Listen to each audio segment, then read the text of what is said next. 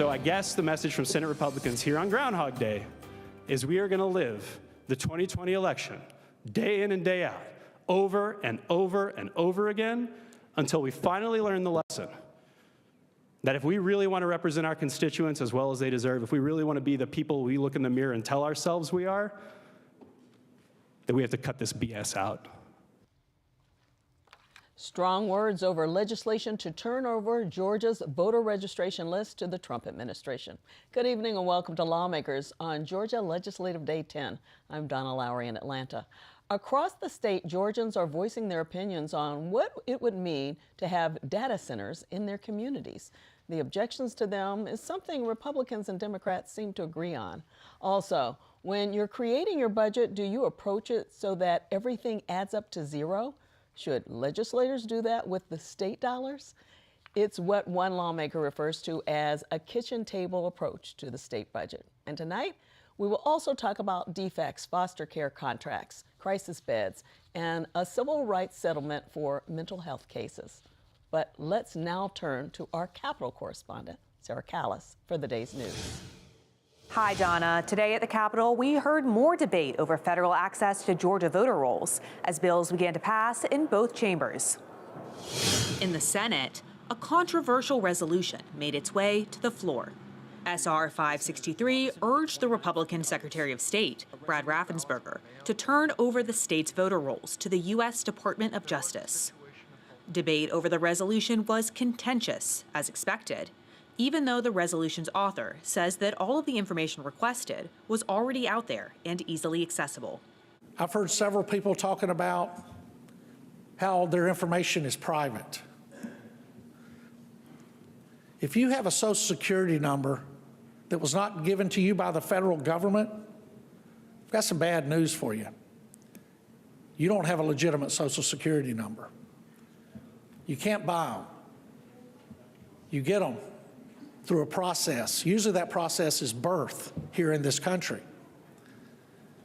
If you think your driver's license information is not out in the real world, then I've got some cold news for you. It's out there. And I can tell you it's inside of state computers, inside of GCIC, it's inside of federal computers, it's inside of NCIC. Your driver's license information's out there. Other Republicans said that the request would help with transparency about the accuracy of the state's voter lists. This is an issue of integrity of voter data. List maintenance is in question, and I think Georgia has nothing to hide.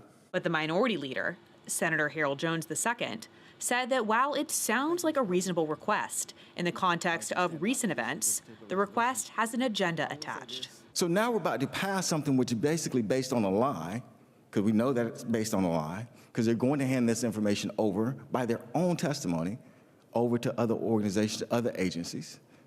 It's not about voter maintenance. We already know that's true. Now, based on what just happened in Fulton County, this resolution takes even greater context, because now it is the context of actually trying to shield what really is the true goal of this administration, which we understand is to undercut the 26 midterms and potentially even once again try to take those. Senator Josh McLaurin, who presented the minority report, said it was even simpler than that. Let's start with the truth, and let me be very blunt, and blunt in a way that I don't think any speaker heretofore has been. The reason that Senate Resolution 563 is on the floor is because the president of this chamber, who is standing about 6 feet behind me, is running in a primary against Secretary of State Brad Raffensperger to be held on May 19th to determine the Republican nominee for governor of the state of Georgia. And that's the only reason that this Senate resolution is on the floor. A federal court in Macon struck down a DOJ lawsuit seeking the information this month because it was not filed in the proper venue. The federal government has since refiled the lawsuit in the Atlanta court. The resolution was passed 31-22 along party lines. The Senate also passed House Bill 117, 43-8, which would require seafood vendors and restaurants to post where the shrimp they are selling came from. I will tell you that our industry in the state of Georgia on the coast is better this year and last year than it was the year before, Do you think it has anything to do with the truth in advertising that is coming out about the shrimp in the state of Georgia? I think it does. Meanwhile, the House took up a bill that would allow optometrists to apply to student loan forgiveness programs if they practice in underserved areas. The program is already available to physicians, dentists, and physician's assistants. House Bill 659 addresses critical workforce and access to care needs related to optometry in our state. The bill expands eligibility for loan repayment and financial assistance programs to include optometrists, placing them alongside other healthcare professionals. House Bill 659 passed 168 to 2. Members also gave approval to HB 960, which adds a judge to the Gwinnett County Superior Court Circuit, and HB 557, which adds a judge to the Northeastern Judicial Circuit. Lawmakers also gave a shout out to the team behind an often thankless but essential job at the Capitol. People do make the paper, and machines make the paper, and engineers create those machines that make that paper that goes on our desk. And today is the second day of Black History Month. Today, my moment in Black history, I rise to honor Lucy Craft Laney, one of Georgia's most influential educators and a true architect of opportunity. Born in Macon in 1854, nearly a decade before the end of slavery, Lucy Craft Laney learned to read at a time when educating Black children was illegal. Her parents understood that education was the pathway to freedom, and Lucy carried that belief for the rest of her life. Tomorrow, lawmakers will be back at the Capitol for Day 11, and we can expect discussion in the Senate about property taxes. That's my Capitol report. Donna? Thank you, Sarah.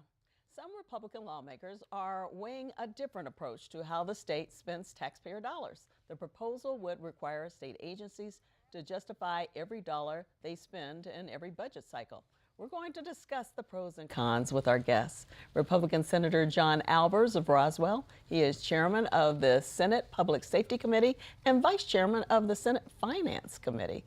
Also here is Democratic Representative Mary Margaret Oliver of Decatur. Her House committees include Appropriations, Governmental Affairs, Judiciary, and Judiciary Juvenile. Welcome to Lawmakers this session. Thank you, We Donna. love having you on all the time. Thank you. So we're going to start with this zero-based budgeting. For viewers who are hearing this for the first time, what does zero-based budgeting mean, and what does it mean just in practice too? Certainly. Well, zero-based budgeting is what we all do at home. Each year, we sit around that kitchen table typically as a family, and you budget. You don't just take what I had last year and add a little bit or subtract a little, depending on what's happening in the world. You look at what your priorities are, and you make sure you're building them accordingly. And things change in our lives, just like they do in our businesses. Businesses have been doing this for a very long time, and it makes sure that we're doing a very proactive approach of doing the right thing with taxpayer dollars. Because here in Georgia, we don't have any money. We have the money from our taxpayers. We want to be really good financial stewards of those dollars. And you said Georgia used to do this. We did. We had a bill that expired. It was a run for 10 years, and it ended just a few years ago. It worked well, and we want to make sure we put that same examination back on those dollars. And working as one of the most fiscally responsible states, we want to make sure we stay there. Okay, Representative Mary Margaret Oliver, you were here through that before and after. Okay, do we need zero-based budgeting? We did have it. Most states do have it in one form or another. As a pragmatic matter, I think we do look at the budget from the get-go every year. I've been on the Appropriations Committee for a long time. I went and looked at OPB's website as to how they were reporting on their zero-based budgeting when the bill was in effect for its 10 years. There were 100-page reports after 100-page reports. Did anybody ever read those reports? And can you prove to me that that mechanism was effective? Has it really changed much in other states? Would it change much here? I'm pretty sure I would have voted for it at the time, but let's look at this bill that has a good label to it, but I just don't know if it's changed that much. If I were in charge of changing the budget process, I would approach things differently. Okay, Chairman Albers, you say this approach cuts waste. Can you give us a concrete example of how that happens? Absolutely. It's not really just about a report. It's about as we build the budgets every year, as we work together, you don't want to just take what we did last year and say, hey, the budget's up a few percent or down a few percent, because things are changing. So we want to look at that. Is the staffing ratio right, as an example, for an area where we're serving constituents? Are we implementing tools like artificial intelligence or other technology? Are we doing things smarter and better to make sure we're utilizing those dollars right? And contracts change and times change, and we always want to make sure we're laser focused on that. We have a great state. In fact, fiscal responsibility has always been our mantra, and that's why we have a balanced budget every year and we do so well. But we need to continue to focus on it, and that's our job as legislators. Okay. Representative Oliver, I know you want to talk about some other things, so I want to get those in. You want to talk about the crisis with DFACS foster care contracts. There's a shortfall there, too. There's an $86 million deficit in DFACS spending for abused and traumatized children who've been taken away from their families, which is a big deal. When the state of Georgia takes a child away from a family, the law, it's a constitutional right they're accepting from the family, and the law says you have to provide services to that family to reunite the family, treat the family, or find a permanent placement. Canceling contracts that provide over 28,000 services for these 10,000 children, most of which are court-ordered, is a real problem. I think it's a crisis, and the nonprofit community that has provided most of these placements and services can't afford to have their budgets slashed without or with 10 days notice and stay in business. I think it's an emergency that I've asked the governor to use emergency funds to restore the contracts. And what are you hearing? Not hearing much. I know the state's going to do something. I know we're going to do something. But these contracts are my top priority. We also need an audit. We've been through, this will be the fourth, our supplemental budget and our fiscal year 27 budget. This will be the 4 budget cycles where we've run multi-million-dollar, now $86 million deficits in DFACS spending. That's not right. We've got to fix this problem and serve these children as the law requires us to. Okay, we're going to keep up with that. I want to get back to your zero-based budgeting. You say that it will lead to smarter government, not just smarter, smaller government. Explain that a little bit. Absolutely. We've got a growing population in Georgia, which is wonderful. People have moved here from all over the country. Although I always remind them, don't vote in the problems you just escaped from. But while they're here, what we want to do is make sure that as we need more services, we need roads, we need bridges. Unfortunately, we need things like prisons, and we need public safety, and we need all these other things, that we're doing it right. Because it's not just throwing a body or a dollar at it, it's doing things smart and better than we did in the past. Think about 20, 30 years ago, how we used to work versus the way we do work now. And technology is evolving so fast that we want to harness all those things and make sure we're building our budgets, just like Representative Oliver just said. That's a great place to start with zero-based budgeting if something continually is having a budget deficit. That means we're not doing a really good job to planning to begin with. So you can see it from that point of view, definitely. I can see it from that point of view. I would approach the deficit at DFACS differently than zero-based budgeting. But I do think we have cut the numbers of state employees, for instance, in DOT, by 100%. Used to be 8,000 employees, now they're 4,000. Those are rough numbers. We have cut employees. We've eliminated our private telephone system in the state. That saved 1,100 employees. The point I'm making is that we have been trying, as a fiscally conservative state, we have been trying to update our technologies. We're struggling in the way that every business does. I certainly struggle with technology in my small business, and every state does. It's not a panacea, zero-based budget. There are other things I do first. For instance, we're a fiscally conservative state, but does that mean we should be 50th in arts funding? The arts are a bigger industry in Georgia than peanuts. It's a bigger industry than many, many other things that we fund elaborately. Why is Georgia 50th? That's not being fiscally conservative. That's 50th in arts funding. That's not fiscally conservative, and that's the kind of issue I want to talk about. Okay, I want to get to something else you want to discuss before we run out of time. Crisis beds. We don't have enough of them in this state. We don't. Georgia has been part of a mental health reform that is recognized in the nation as something a very positive step forward. We struggle with how we deal with people in psychiatric crisis modes. That's when they can be violent, when they can be violent to themselves. And enough crisis beds we project are a great number more than what we have now. We don't have permanent placements in psychiatric hospitals. We have crisis beds that will serve people for 3 to 10 days perhaps to become stabilized. And we are funding those more, but we have come out from under a federal Justice Department civil rights settlement, which is a huge accomplishment. But many of our communities, Cairo, Georgia, or Decatur, Georgia, or Atlanta, are dealing with a homeless mentally ill population. It's visible, it is concerning to all our cities and counties, and many of those individuals come in and out of crisis, mental issues, they come in and out of jails, and we are not managing that issue of crisis psychiatric care in an efficient way, in a fiscally conservative way. We need to serve those people in a way that we prevent crisis when we can and provide the kind of treatment that they deserve.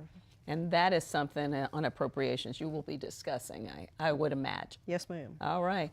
Before we let you go on this, is there a risk that essential programs, especially in areas like education, public safety, could be affected by on the chopping block if we go to this zero-based budgeting? Not at all. In fact, we did it for 10 years very Okay. successfully. And if you look at where we are in Georgia right now, of having record surpluses, great fiscal conservative, it got us to where we are. We want to continue down that path because if it ain't broke, we shouldn't fix it. In this case, we're going to do it right. Yeah. So you're talking about that in appropriations on your end, and you're talking about your DBHDD issues on your end. So we thank you so much for what you both do. Thanks for coming on this show to talk about it. Thank you.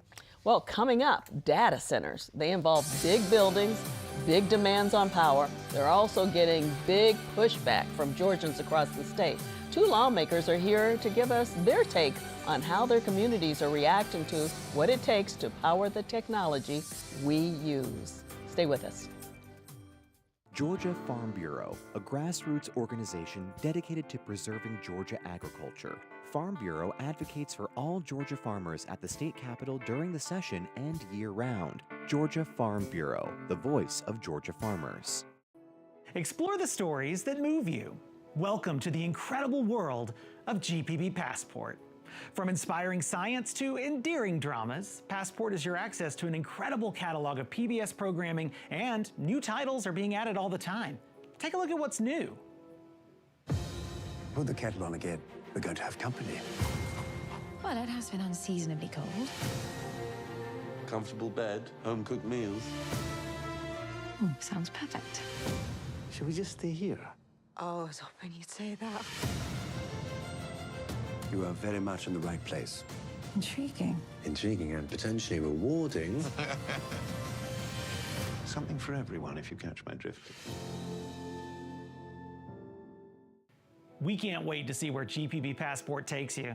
Your support as a monthly sustainer connects you to the high-quality news, information, and entertainment that you've come to rely on from PBS. And for GPB, your sustaining support is the most reliable source of funding for the programs and essential services that you rely on right here at home. Make an impact with your sustaining gift today and start streaming. Visit gpb.org and click Passport now. And thanks. It's not a mountains thing or a coastal thing.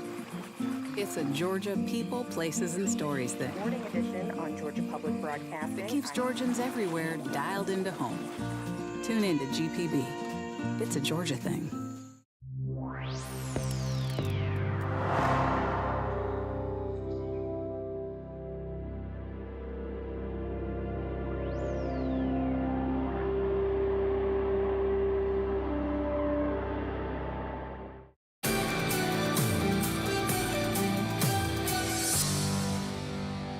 Welcome back to Lawmakers. I'm Donna Lowry.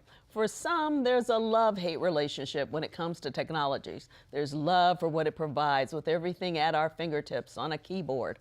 But with the growth of AI, there's a backlash in communities when it comes to having data centers the size of football fields or bigger in their backyards. Georgia is one of the top data center markets in the nation. And joining me are 2 lawmakers looking to regulate data centers in Georgia. Republican Senator Chuck Hufstetler of Rome is is chairman of the Senate Finance Committee. He's also an ex officio member of Appropriations, among his other committees. And also with us is Democratic Representative Debbie Buckner of Junction City. She's on House Appropriations, and she's secretary of the House Rural Development Committee, among all of her committees, too. Welcome to Lawmakers again this session. Great First to time. be here again, Donna. Love to have you here. So you both have bills on data centers, and they're both bipartisan. They're your bills. They're a little different. Before we get into the bills, I'd like to know what led you to even take on this topic. And, I'll start with you, Representative Buckner. Well, last session, there were about 4 proposals in one of my counties, and it's a rural county, and there were a lot of questions. How much water will they use? How much electricity will they use? Where will that come from? Who's going to be responsible for making sure that all the things that this data center needs can be provided and not hurt the existing customers, the people that live in the county now? So there were going to be 4 in just your county? There were 4 different entities proposed, looking at spots in one county. Wow. What led you to get into this? Well, I went back in 2017 and saw a data center in Nevada, and my bill was actually last year. It's a continuation of last year, Senate Bill 34, that said we want them to simply pay all their power costs, their electricity costs. We've had 6 rate increases in a couple of years, and I gave it to the PSC, and they then came up with a rule that said we're going to make them pay all their costs. And Georgia Power agreed to it, and I said, well, then y'all like my bill? It says exactly that. And they said, well, no, we don't like your bill. So it makes me wonder, too often those things are hidden behind trade secrets so that you don't really know who's paying for them.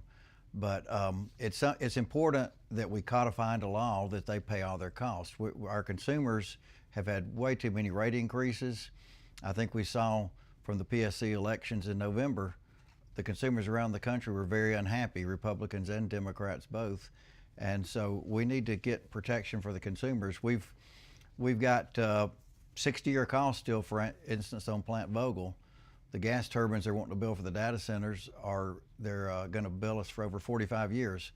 Who pays for that if they're gone in a few years? Even the PSC staff said, yeah, the protection looks like it's there for a few years, but we don't know after that. So we need to protect our consumers. Our rates are in the top, either 5th or highest rates in the country, according to 2 different studies. We shouldn't be that way. The consumer shouldn't be getting all the cost. Yeah. So your bill, it would do what exactly? It would say that all the cost, transmission, distribution, substation, any cost for the data centers could not be put on the consumer's bills. They have to pay all that cost. As it is right now, too many of them only pay the operating cost, and all the construction, like Vogtle, cost a 25% increase on residential bills because they've got all the construction costs to pay for that for the next 60 years. Let the companies that are needing this additional electricity pay for it. And to that point, in 2023, residential customers in Georgia bought less electricity from Georgia Power than they did in 2011. The demand's not coming from the residential customers. Why are they paying all the cost? Wow, that's interesting. We're going to get back to your bill a little bit more. Representative Buckner, your bill, HB 528, deals with more transparency when it comes to data centers. Tell us about it. Well, we were really concerned in my part of the state about telling us up front what you're going to need. If you're going to come be a neighbor of ours, we want to be a good neighbor of yours, and we want to know how many gallons of water a day, how many megawatts.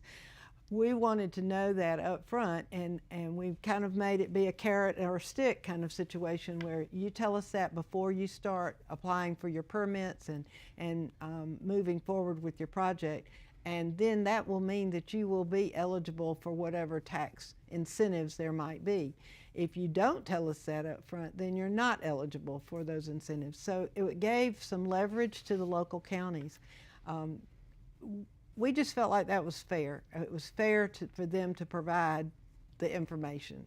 If I invited you to dinner at my house, I'd want to know how many people were coming. I'd want to know if you had any allergies so I wouldn't cook the wrong thing. Well, that's the same kind of situation here for our counties. They need to know that they've got enough water to take care of the families that are counting on it right now, plus the data center if it's coming. They need to know about the power as well. Yeah, let's talk about that water for a second. Some people don't understand why they need so much. It's a cooling, isn't it? Right. They use millions of gallons of water. And in the beginning, when I first learned about data centers, the data centers were very consumptive. They used it, let it go, used it and let it go. So it was consuming the water. Now, since we've been putting in all these bills, we have more people saying, well, we can do a closed loop system where we're recycling that water, and the water's used to cool down all of the equipment that's inside. It gets very hot, and of course in the summer really hot, so they have to make sure that they keep it cool. So do we have any guarantees that will happen at this point? We could very easily say that they're all required to have a closed loop system, that they're required to use gray water. We could say that they were required to do all kinds of things, but we have not been doing that, and that's what's been a little bit concerning for local governing authorities, a lot of legislators, because we've got about 8 bills now, I think, on different things to do with data centers. So people are beginning to say, you know, maybe we need to slow down a minute and look at this and see what we need to do. Yeah, I think the interesting thing, when they were first coming in, people would just see these huge spaces, buildings. They didn't really know what they were. They looked like warehouses. So there's that part of it too. And I need to add, I'm not opposed to data centers. They need to be built. We simply want them to pay their taxes, pay their electricity costs. The closed loop system, I've got a county in my district that's already requiring those. I would liken it to, say, your car radiator. You use the same water over and over again.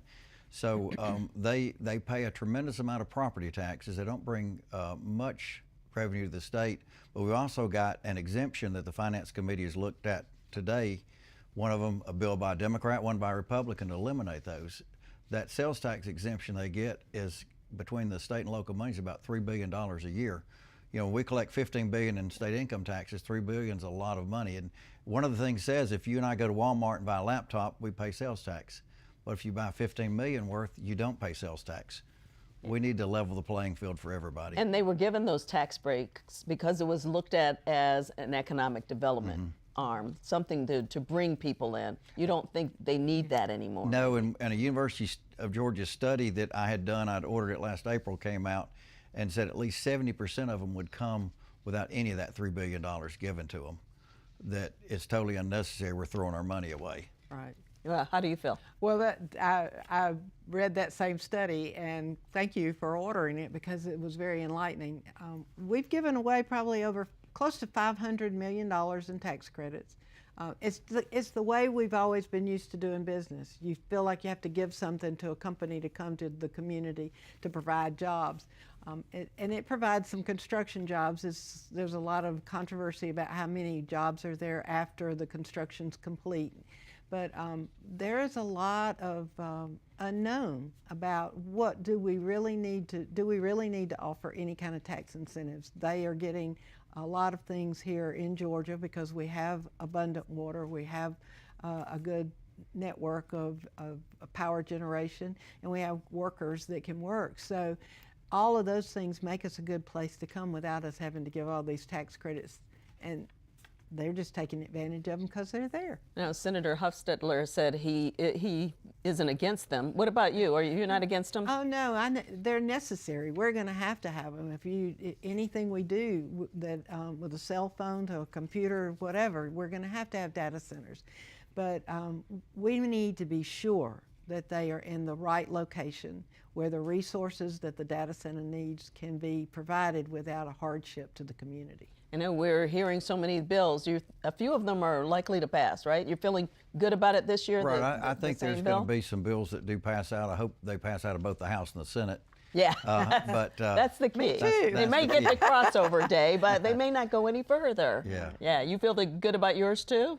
Well, we're hoping that something will move over in the House. There are a lot of bills over there that are just sitting around waiting, I think, to see either what the Senate's going to do or how they might be able to combine them. And I think you may see some bills combined. There may be one that looks at the tax credits that puts some transparency on there, which I fully agree with that, so we'll see. We'll see. We'll keep up with it. Thank you both for coming on the show.